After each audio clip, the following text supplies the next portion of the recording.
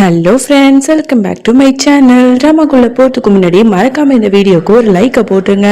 இன்றைக்கி வந்து 2 வீடியோவாக அப்லோட் பண்ணுவேன்னு சொல்லியிருந்தேன்ல, ஸோ அதுதான் உங்களுக்காக நான் இன்றைக்கி போட வந்திருக்கேன். மறுபடியும் நான் சொல்கிறேன், கோச்சிக்காதீங்க. இந்த வீடியோக்கு 1K லைக் போடுங்க. கண்டிப்பாக நாளைக்கும் 2 வீடியோவே அப்லோட் பண்ணுறேன். சரி வாங்க ட்ராமாக்குள்ளே போகலாம்.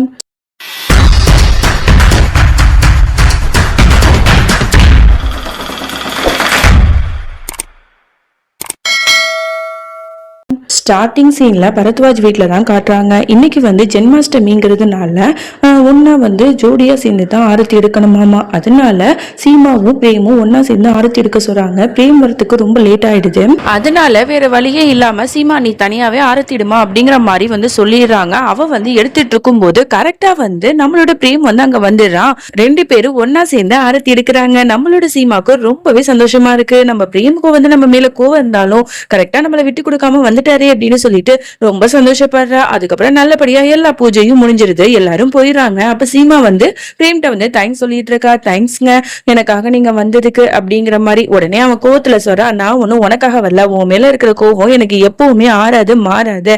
அது மட்டும் இல்ல, இப்ப நான் எதுக்காக தெரியுமா இங்க வந்தேன், என்னோட குடும்பத்துக்காக தான். அவங்க மேல நான் உயிரே வச்சிருக்கேன். நான் மட்டும் இப்ப வரல அப்படின்னா அவங்க ரொம்ப வந்து ஃபீல் பண்ணுவாங்க. அதனாலதான் நான் வந்தேன். மத்தபடி நீ வந்து பகல் கனவுல காண ஆரம்பிச்சிடாத அப்படிங்கிற மாதிரிலாம் சொல்றான். இவனுக்கு ரொம்பவே கஷ்டமா இருக்கு. ஏங்க இப்படி வந்து எரிஞ்சு விழுறீங்க அப்படின்னா என்னதான் பண்ண அப்படிங்கிற மாதிரி கேட்டா, என்ன பண்ணியா, அந்த டான்ஸ் வந்து நீ பண்ணிருக்க, நான் ஏற்கனவே சொல்லியிருக்கேன் நீ இந்த மாதிரி போய் பேசக்கூடாது அப்படின்னு. நான் ப்ராமிஸ் வாங்கிட்டு தான் உனக்கு கல்யாணம் பண்ணேன். ஆனா அதை மீறியுமே வந்து நீ மறுபடியும் டான்ஸ் ஆட போயிருக்க. அது டிவில டெலிகாஸ்ட் ஆயிருக்கு. இந்த எல்லா விஷயத்தையும் என்கிட்ட மறைச்சிருக்க. அப்படி இருக்கும்போது உன்கிட்ட நான் எதுக்கு பேசணும் அப்படிங்கிற மாதிரிலாம் கேட்கிறான். நான் வந்து இதுக்கப்புறம் சத்தியம் வந்து பண்றேங்க, கண்டிப்பா உங்ககிட்ட எந்த விதமான பொய்யும் சொல்ல மாட்டேன் அப்படின்னு சொல்லிட்டு என்ன பண்றா, நெருப்புல வந்து கையை வச்சு ப்ராமிஸ் பண்ணிட்டு இருக்கா. கண்ணை மூடிட்டு அழுதுகிட்டே. அப்போ வந்து டக்குன்னு வந்து ஒரு கை வந்து தடுக்குது. யாருன்னு பார்த்தா ரோஹிணி. அக்கா என்னாச்சுக்கா, என்னக்கா பண்ணிட்டு இருக்க அப்படிங்கிற மாதிரி கேக்குறா. உடனே சீமா திரும்பி பாக்குறா, அங்க பிரேம காணும். அப்ப இவ்வளவு நேரம் நம்ம எமோஷனலா வந்து சத்தியம் பண்ணது எதையுமே அவர் கேட்கலையாங்கிற மாதிரி வருத்தப்படுறா. உடனே வந்து கையில காயமா இருக்குங்கிறதுனால ரோஹிணி ரூமுக்கு கூட்டு போயிட்டு அவளுக்கு மருந்தெல்லாம் வச்சு விட்டுட்டு என்னக்கா ஆச்சு அப்படிங்கிற மாதிரி கேக்குறா. இந்த மாதிரி நடந்த விஷயத்தெல்லாம் சொல்லும் போது அவளுக்கு ரொம்பவே கஷ்டமா இருக்கு. எனக்கு ஒண்ணுமே புரியலக்கா, ரொம்ப கஷ்டமா இருக்கு. மாமா வர வர இந்த அளவுக்கு நான் ஹர்ட் பண்ணிட்டு இருக்காரு. பேசாம அவர்கிட்ட வந்து நான் போய் பேசவா அப்படிங்கிற மாதிரிலாம் கேட்க, இது என்ன பேச போற ரோஹிணி, அவருக்கு என் மேல இருக்கிற வெறுப்பு எப்பவுமே ஆறாது. எனக்கு பயம் என்னன்னா இந்த விஷயத்தையே அவரால் தாங்கிக்க முடியலையே, இதை விட பெரிய விஷயத்த நான் அவர்கிட்ட மறைச்சிட்டு இருக்கேனேங்கிறது தான் என் மனசுல உறுத்திக்கிட்டே இருக்குமா அப்படிங்கிற மாதிரிலாம் வளர்த்துட்டு இருக்கா. அக்கா நீ ஒண்ணு கவலைப்படாதக்கா, கண்டிப்பா வந்து பிரேமம்மா வந்து உன்னை நல்லாவே பாத்துப்பாரு, நான் இருக்கேன்க்கா உனக்கு அப்படின்னு சொல்லிட்டு இவ கட்டி பிடிச்சு ஆறுதல் சொல்லிட்டு இருக்கா. அப்ப கதவு தட்ட சத்தம் கேக்குது. யாருன்னு சொல்லிட்டு பார்த்தா அங்க வந்து கருணா தான் வந்திருக்கா. உடனே வந்து சீமா கையில இருக்கிற அந்த காயத்தை பார்த்த உடனே, என்னாச்சு சீமா, உன் கையில எப்படி இது வந்துச்சு அப்படிங்கிற மாதிரி பதறிட்டு கேட்க, உடனே வந்து இவனுங்க 2 பேரும் என்ன சொல்றதுன்னு தெரியாம முழிச்சிட்டு இருக்கா. உடனே ரோஹிணி தான் சொல்லி சமாளிக்கிறா, இல்ல அக்கா வந்து கிச்சன்ல வேலை பார்த்துட்டு இருந்தால, அப்ப வந்து கையில வந்து சுட்டுடுச்சு, அதனாலதான் நான் வந்து அவளுக்கு ஆயில்மெண்ட் எல்லாம் போட்டு விட்டுட்டு இருந்தேன் அப்படிங்கிற மாதிரி சொல்லவும், அப்படியா, என்ன சீமா நீ கொஞ்சம் பார்த்து கவனமா வேலை பாருமா அப்படிங்கிற மாதிரி சொல்லிட்டு அவங்களும் வந்து அங்கிருந்து போயிடுறாங்க. அதோட கீழே வந்து ஹால்ல எல்லா குடும்பமும் கூடிடுது. இந்த மாதிரி வந்து அந்த ஊர்ல உள்ள பெரியவங்க எல்லாம் வந்து இவங்க கிட்ட வந்து சொல்லிட்டு இருக்காங்க, இந்த பாருங்க, இந்த குடும்பத்திலேயே வந்து நீங்க வந்து பெரிய எடுத்து குடும்பம், அதனால இன்னைக்கு வந்து கிருஷ்ண ஜெயந்திங்கிறதுனால நாங்க வந்து ஒரு ஃபங்க்ஷன் வச்சிருக்கோம். அந்த ஃபங்க்ஷன்ல வந்து நீங்க எல்லாரும் வந்து சிறப்பிச்சு கொடுக்கணும் அப்படிங்கிற மாதிரிலாம் கேட்டுக்க, உடனே அவங்க எல்லாருமே ஒன்னா சேர்ந்து அந்த ஃபங்க்ஷனை அட்டென்ட் பண்ண போறாங்க. அப்ப வந்து எல்லாரும் டான்ஸ் பண்ணி என்ஜாய் பண்ணிட்டு இருக்கும் போது உடனே வந்து பிரேமோட தங்கச்சி வந்து கூப்பிடுறா, அன்னி வாங்க எல்லாரும் ஜாலியா என்ஜாய் பண்ணிட்டு இருக்காங்க டான்ஸ் பண்ணிட்டு, நீங்க என்ன இப்படி போரிங்கா உட்கார்ந்துட்டு இருக்கீங்க, வாங்க வாங்க அப்படின்னு சொல்லிட்டு டான்ஸ் பண்ண கூப்பிடுறா. இவளுக்கு ரொம்பவே அன்கம்ஃபர்டபுளா இருக்கு. பட் இருந்தாலுமே வந்து வேற வழியே இல்லாம சும்மா ஒரு ஸ்டெப்பை போட்டு டான்ஸ் பண்ணிட்டு இருக்கா. இது எல்லாத்தையுமே தூரத்துல இருந்து பார்த்த பிரேமுக்கு அவ்வளவு கோவம் வருது. இவ சாதாரணமா தான் டான்ஸ் பண்றா, ஆனா அதையே அவனால ஏத்துக்க முடியல. அந்த ஆள் வந்து தப்பு தப்பா வந்து சீமாவை பேசியிருப்பான்ல, அதெல்லாம் நினைச்சு பார்த்துட்டு அவன் மேல இருக்கிற கோவம் வந்து அவனுக்கு இன்னும் கொஞ்சம் அதிகமாகுது. எப்பவுமே வந்து ஜென்மாஷ்டமி அப்படின்னா ஒரு பெரிய ஃபங்க்ஷன் மாதிரி நார்த்ல வந்து வைப்பாங்க. மேல வந்து ஒரு பானையை வந்து கட்டிடுவாங்க, அதுல வெண்ணெய் இருக்கும். அந்த பானைய ஒட்டு ஒருத்தவங்க இருக்கிறவங்கலாம் வந்து நிறைய பேர் வந்து ஒன்னா வந்து மேல ஏறி அதை வந்து உடைக்கணும். இதுதான் வந்து டாஸ்க். சோ அதை வந்து எந்த விதமான எக்ஸ்பீரியன்ஸே இல்லாத பிரேம் வந்து போய் அட்டென்ட் பண்றான். உடனே மேல ஏறுறான். இதெல்லாம் பாக்குறவங்க இருக்கிறவங்க எல்லாருக்குமே ரொம்பவே பயமா இருக்கு. ஏன்னா அவ்வளவு ஹைட்ல போய் அது உடைக்கணும். ஒருவேளை விழுந்தா வந்து ரொம்ப பெரிய அடிபடும். இது வந்து பிரேமுக்கு அந்த அளவுக்கு தெரியாது. இவன் எதுக்கு இப்படி பண்றாங்கிற மாதிரி எல்லாரும் அதிர்ச்சியா பாத்துட்டு இருக்காங்க. நம்மளோட சீமாவுக்கும் ரொம்பவே பயமா இருக்கு.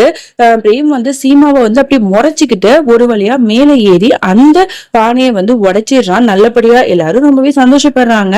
அதுக்கப்புறம் பார்த்தா தடுமாறி அப்படியே வந்து கீழே விழுந்துடுறான். அப்புறம் பார்த்தா அவனோட தலையில கையில எல்லாம் பயங்கரமா அடிபட்டுட்டு அப்படியே ரத்தமா வருது. இதெல்லாம் பாக்குற குடும்பத்துல உள்ளவங்க எல்லாம் பதறி அடிச்சுட்டு அவனை கூட்டு போறாங்க. சீமாவுக்கு ரொம்ப அழுகையா வருது. அதுக்கப்புறம் ரோகிணி தான் வாக்க போடலாம் அப்படின்னு சொல்லிட்டு அவளை இழுத்துட்டு போறா. அதுக்கப்புறம் ரூமுக்கு போயிட்டு டாக்டர்ஸ் எல்லாம் வந்து அவருக்கு கட்டெல்லாம் போட்டு விட்டுட்டு நல்லபடியா பாத்துக்கோங்க, அவரை நல்லா ரெஸ்ட் எடுக்க விடுங்க அப்படின்னு சொல்லிட்டு போயிடுறாங்க. அதுக்கப்புறம் மாமியாக்காரங்க வந்து பிரேம்கிட்ட வந்து என்னப்பா நீ ஏன்பா இப்பெல்லாம் பண்ண அப்படின்னு சொல்லிட்டு பேசிட்டு சரி நீ ரெஸ்ட் எடுப்பா அப்படின்னு சொல்லிட்டு அவங்களும் போறாங்க. போகும்போது சீமாட்ட சொல்லிட்டு இருக்காங்க, இந்த பாருமா மாத்திரை எல்லாம் இருக்கு, எல்லாத்தையும் உனக்கு பார்த்து பார்த்து நேரத்தோட கொடு, சரியா அவனுக்கு நல்லா கவனிச்சுக்கமா அப்படின்னு சொல்லிட்டு போறாங்க. சீமாவும் சரியத்த அப்படிங்கிற மாதிரி சொல்லிக்கிறா. எல்லாரும் போனதுக்கு அப்புறமா அவனுக்கு வந்து மருந்தெல்லாம் வச்சு விட்டுட்டு மாத்திரை கொடுக்கறதுக்கு போறான். அவன் வந்து இவகிட்ட எரிஞ்சு எரிஞ்சு விழுறான். இந்த பாரு சீமா, உன் மேல இருக்கிற கோபத்துல தான் நான் அந்த மாதிரி பண்ணேன், அதனாலதான் எனக்கு படிப்பட்டுச்சு, இதுக்கு காரணமும் நீ தான், அதனால இதுக்கு மருந்து போட வேண்டிய எந்த அவசியமும் இல்லை, என்ன நெருங்கி விடாது அப்படிங்கிற மாதிரி மூஞ்சில் அடிச்ச மாதிரி சொல்லிடுறான். இவருக்கு ரொம்பவே கஷ்டமா இருக்கு. அப்படி இருந்துமே பெட்ஷீட்டை வந்து போத்தி விடுறதுக்கு போறா. உடனே ரெண்டு பேரும் அப்படியே நெருக்கமா வந்து அப்படியே பாத்துக்கிட்டே இருக்காங்க. டக்குன்னு வந்து சடனா நம்மளோட பிரேம் வந்து எந்திரிச்சு பெட்ஷீட்டை எடுத்துட்டு எப்போதும் போல சோஃபால போய் தூங்க போறான். ஐயோ என்னங்க பண்றீங்க, இன்னைக்கும் வந்து அங்க போய் தூங்க போறீங்களா, உங்களால எப்படிங்க முடியும், கையில வேற அடிபட்டிருக்கு, உங்களுக்கு கம்ஃபர்டபுளாவே இருக்காது, நீங்க வேணா பெட்ல படுத்துக்கோங்க, இது உங்க வீடுங்க, நான் வேணா அங்க போய் படுத்துக்கிறேன் அப்படிங்கிற மாதிரி சொல்ல, அதெல்லாம் ஒண்ணும் தேவையில்லை, உன் வேலையை மட்டும் பாரு அப்படின்னு சொல்லிட்டு அவன் பாட்டு சோஃபால போய் படுத்துக்கிறான். அவனுக்கு ரொம்ப அன்கம்ஃபர்டபுளா இருக்கு, கையை கூட வைக்க முடியல. ரொம்ப சிரமப்பட்டு அவனோட வீட்லயே இப்படி ரொம்ப கஷ்டப்பட்டு படுத்துட்டு இருக்கிறத பாக்குற சீமாக்கு அழுகையா வருது. இவர் வந்து ஏன் இப்படிலாம் இருக்காரு அப்படின்னு சொல்லிட்டு ரொம்ப வந்து அழுதுட்டே இருக்கா. அதோட அடுத்த நாள் ஆகுது. இங்க பிரேம் வந்து கட்டு வந்து அவந்து விழுந்திருக்கும் போல. சோ அதை வந்து ஒத்த கையால மாட்டிட்டு இருக்கான். அப்பதான் வந்து கரெக்டா சீமா காஃபி எடுத்துட்டு வரும்போது இதை கவனிக்கிறா. என்னங்க நீங்க என்கிட்ட ஒரு வார்த்தை சொல்லியிருந்தா நானே பண்ணி விட்டுருப்பல அப்படின்னு சொல்லிட்டு கட்டை வந்து போட்டு விட வரா. உடனே நிறுத்து, நான் தான் சொல்லியிருக்கேன், நீ வந்து எனக்கு எந்த விதமான ஹெல்ப்பும் பண்ண வேணான்னு, நீ என்னை விட்டு தள்ளியே இரு, நீ ஒண்ணு என்னோட மனைவி கிடையாது அப்படிங்கிற மாதிரி சொல்லிடுறான். இவளுக்கு அழுகையா வருது. இவ என்னடா அது இப்படி எரிஞ்செரிஞ்சு விழுறானே அப்படின்னு சொல்லிட்டு அவளும் அழுதுட்டு சரின்னு சொல்லிட்டு கிச்சனுக்கு போய் வேலை பார்க்கலான்னு போறா. அங்க வந்து மாமியாக்காரங்க தனியா வேலை பார்த்துட்டு இருக்காங்க. உடனே இவ வந்து நான் பண்றத அப்படின்னு சொல்லிட்டு அவளே எல்லா சமையல் வேலையும் இழுத்து போட்டு பண்ணிட்டு இருக்கா. இதெல்லாம் பாக்குற அன்னிக்காரிங்கெல்லாம் என்ன சீமா நீ இங்க வந்து வேலை பார்த்துட்டு இருக்கா, இதுக்கெல்லாம் ஆள் இல்லையா என்ன, பிரேமுக்கு அவ்வளவு அடிபட்டிருக்கு, நீ அவனை கவனிச்சுக்காம இங்க வந்து இருக்கியே, என்னது இது, இதெல்லாம் நல்ல மனைவிக்கு அழகா, என்ன நீ இப்படி பண்ற, உன் புருஷன் மேல உனக்கு அக்கறையே இல்லையா அப்படின்னு சொல்லிட்டு ஒரு மாதிரி குத்துற மாதிரி பேசுறாங்க.